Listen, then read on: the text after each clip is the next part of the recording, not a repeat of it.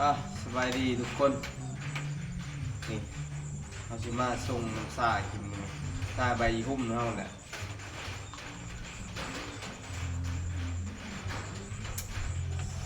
ไปไสบ่ได้ทุกคนฝนตกติดต่อกันหลายมื้อส่งกาแฟอุ่นๆตอนเช้านี่กาแฟขมเลยทุกคนเลยถ้าใครบ่มักขมนี่คือสิกินบ่ได้เนาะกินกาแฟตอนเช้า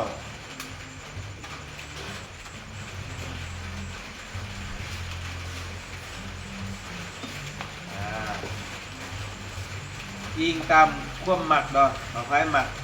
ขมสำใดหรือว่าเอาแบบบกขมก็เป็นเพิ่มน้ำอีกเนาะ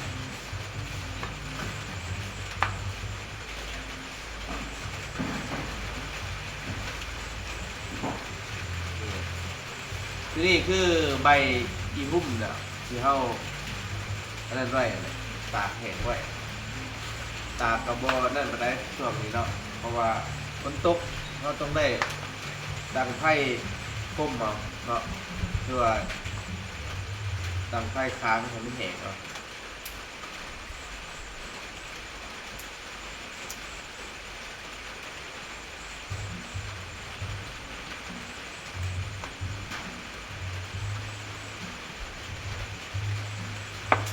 โอ้ยังหอดทุกคน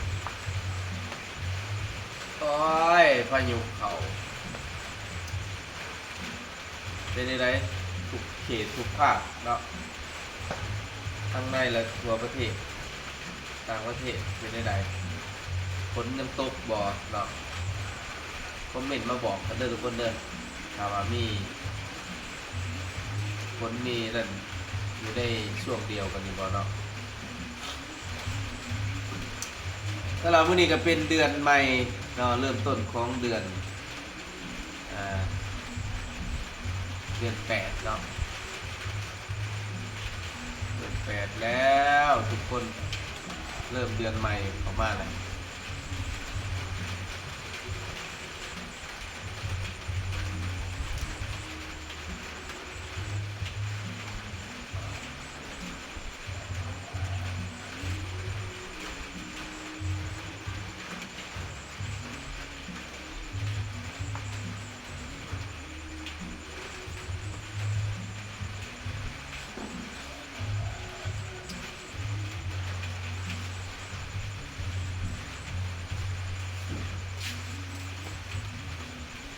ตื่นก็ช่วย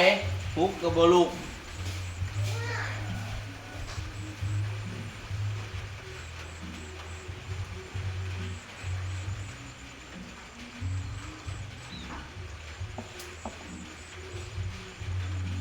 เฮ้ย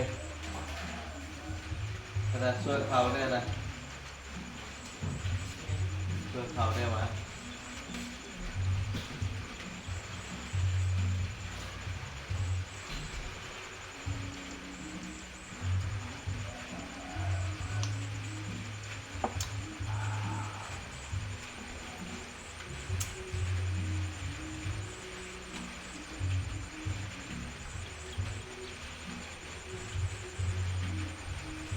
คืออยู่แบบเรียบง่ายได้นี่แหละทุกคนเลย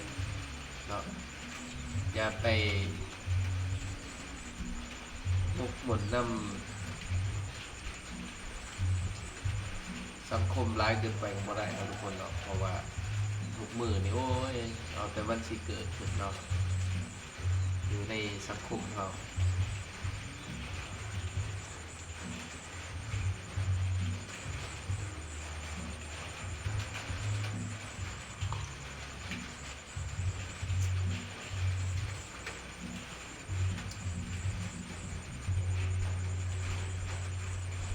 บอกว่าที่เป็น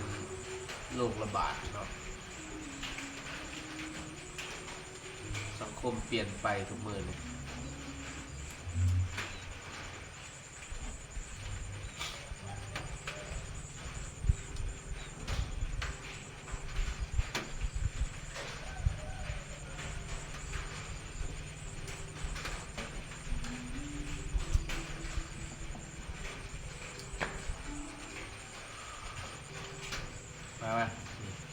นำกัน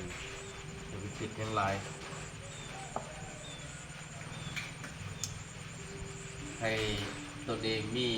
ความสุขกับพ่อเราทุกคนเนาะหรือว่าในครอบครัวเรานี่มีความสุขอย่าไปคิดแย่งญาติกันเนาะสุกละเข่าจะหึงละใส่เขาเย็นเดิงละใส่ช่วยนะ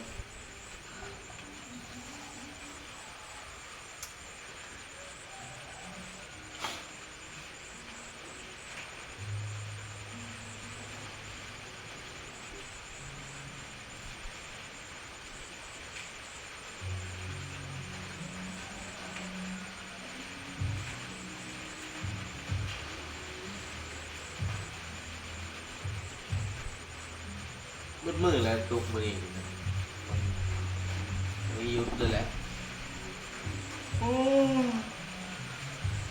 เริ่มตุกแต่3 โมงขึ้นเลยจ้า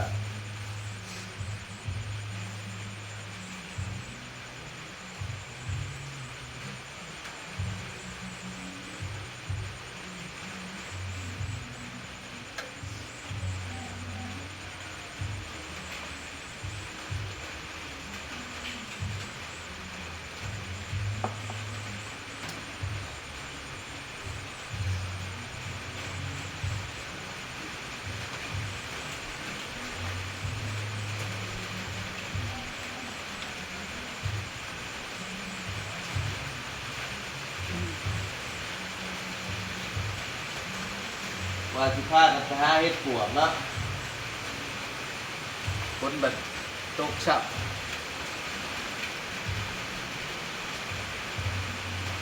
วิตามินได้เฮ็ดปวกเลย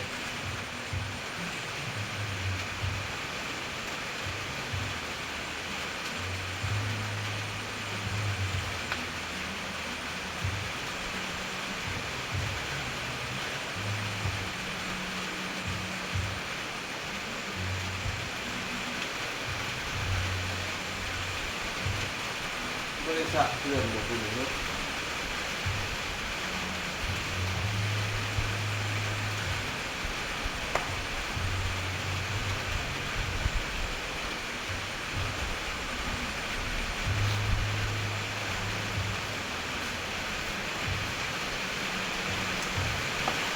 คือ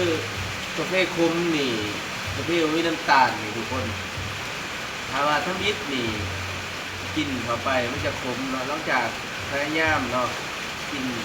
ขมก็เป็นกินทุกมื้อเนี่ยมันลื่นกลายเป็นกาแฟ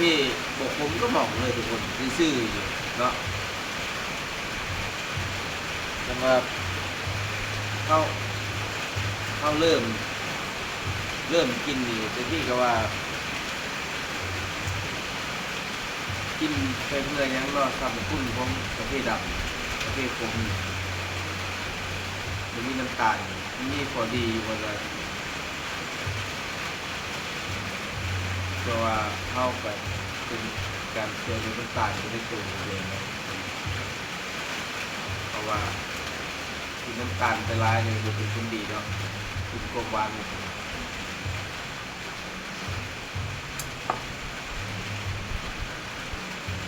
เรากินเบิร์ตตัวนี้เบิร์ตกับปุ๊กอันนี้ยุดก่อนเนาะพอเขาสิกลับไปกินน้ำมะนาวแบบนี้เนาะสลับกันกินน้ำมะนาวบางลุงหรือว่าทับสารผิดนี่ต่างๆเนาะกินน้ำมะนาวคูกับน้ำซาใบรุ่มตอนเช้ายังโบราณเนาะ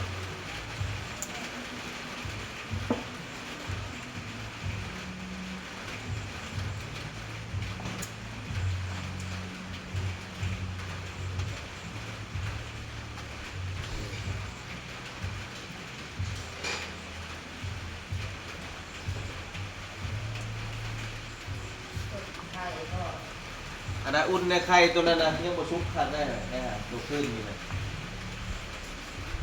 กันที่ต้มไข่นะวะแกงเห็ดนะแกงเห็ดละงูนะ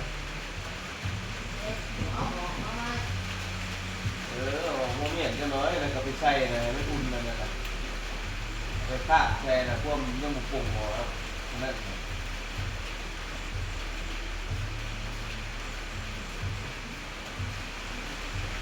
เอาไปบ่ายคนก็คลิปต่อไป